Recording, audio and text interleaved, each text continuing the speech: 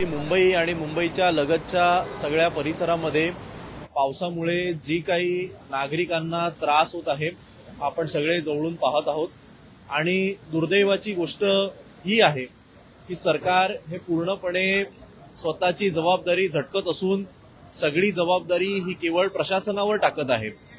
माझा प्रश्न सरकारला आणि मुंबई महापालिकेचे जे कोण जबाबदार महापौर असतील किंवा सुपर मेयर जे कोण 2-3 आहेत यांना आहे की जेव्हा जेव्हा क्रेडिट घेण्याची वेळ येते, जेव्हा जेव्हा उद्घाटन करण्याची वेळ येते, जेव्हा जेव्हा काहीतरी चांगलं होतं तेव्हा हे आम्ही केलं हे अगदी पोटाच्या देठापासून ओरडणारे, ज्यावेळी आता लोकांचा दुर्दैवी मृत्यू होतोय त्यावेळी बळीचा बकरा हा केवळ कनिष्ठ अधिकाऱ्यांना बनवलं जातंय।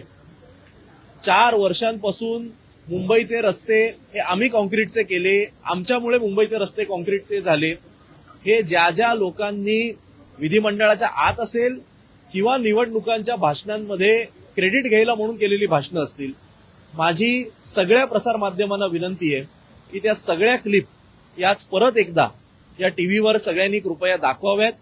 जनतेला कळलं पाहिजे की 4 वर्षांमध्ये किती लोकांनी कोणी हे दावे केले की कॉन्क्रीटचे रस्ते हे मुंबईचे आम्ही केले, आणि आज त्याच कॉन्क्रीटच्या रस्त्यांमुळे आज मुख्यमंत्र्यांनी निवेदन करताना सांगितलं 350 झाडं ही एका दिवसात पडली आणि कदाचित आज अजून पडतील।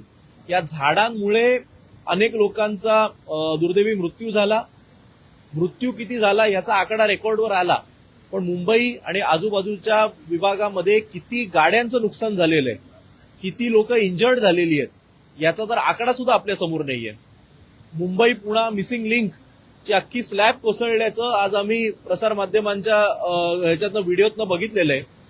ज्या लोकांनी या संदर्भातलं क्रेडिट घेतलं होतं याचे कॉस्ट एस्कलेशन किती झालेलं या प्रकल्पाचं, याच्यामध्ये भ्रष्टाचार झाला होता का, ज्या कंपनीला काम दिलं गेलं ती कंपनी खरंच क्वालिफाईड होती का, कॉस्ट एस्कलेशन झाल्यानंतर सुद्धा वर्षभराचा डिले का झाला या प्रोजेक्टला, आणि जर तुम्ही हा रस्ता लोकांकरता खुला करण्याच्या पूर्वी कुठले क्वालिटी चेक केलेले हे सगळं तपासलं होतं का, हे सगळे प्रश्न खरं तर आजच आम्हाला विचारायचे होते, पण आज हाऊस स्थगित झालेले आम्ही हे सभागृहामध्ये विचारणार आहोत। सत्ताधाऱ्यांनी याची उत्तरं ही त्यांना द्यावी लागतील। ज्यांनी पहिली टेस्ट ड्राईव्ह तिकडे केलेली, ज्यांनी डॉक्युमेंटरी बनवलेल्या की आम्ही कसा मिसिंग लिंक उभा केला, या सगळ्यांना आता पुढे येऊन याची उत्तरं द्यावी लागतील आणि जबाबदारी सुद्धा घ्यावी लागेल।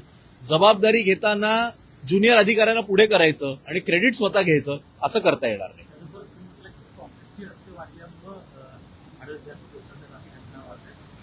कॉन्क्रीटच्या रस्त्यांमुळे झाडांची पालमुळं ही जी काही रूट्स होते ही डॅमेज झाली आहेत, हे काही मी सांगत नाहीये, तर स्वतः मुंबईच्या आयुक्त अश्विनी भिडे यांनी अधिकाऱ्यांना अशा सूचना दिल्याची वृत्त ही Times of India, Free Press Journal पासून सगळ्या वाहिन्यांनी दिलेली आहेत।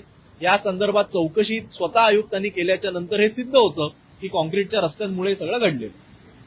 आज सगळे रस्ते मुंबई पुणे कनेक्ट पूर्णपणे तुटलेला आहे।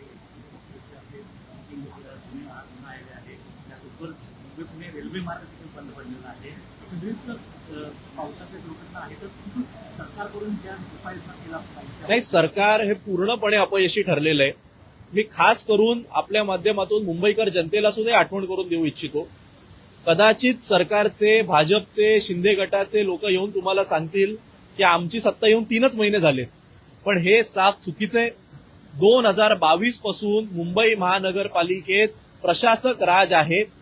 मुंबई महापालिका ही थेट राज्य सरकारच्या कंट्रोल खाली काम करत होती, त्यामुळे 2022 पासून आतापर्यंत जवळपास सलग 4 वर्ष भाजप आणि शिंदे गट यांच्या अध्यक्षतेखाली ही संपूर्ण नेतृत्वाखाली मुंबई महापालिका काम करत असताना मुंबई महापालिका कशी अपयशी ठरलेली आहे हे आपण सगळे पाहत आहोत। नाले सफाईचे दावे हे 131% हे अमित साटम असतील किंवा अन्य लोकांनी केलेले, आणि त्यानंतर आता नाले सफाईची काय परिस्थिती आहे ही देखील आपण पाहिलेली आहे। आज मुख्यमंत्र्यांनी सांगितलं की दुपारनंतर अजून भयान परिस्थिती होणार आहे। मला असं वाटतं की हे निवेदन सभागृहात करण्याच्या ऐवजी जर आधीच डिक्लेअर केलं असतं तर लांबून आमदार इथपर्यंत आले नसते। 10 मिनिटात तहकूब करण्याच्या ऐवजी सगळ्यांना एक मेसेज पाठवला असता तरी ही गोष्ट करता आली असती, पण ठीक आहे, काही हरकत नाही। त्यामुळे सरकार हे केवळ आमदार खासदार फोडण्यातच व्यस्त असून त्यांची जी मूळ जबाबदारी आहे यातून पळ काढते हे सिद्ध झालेलं आहे. ठीक आहे.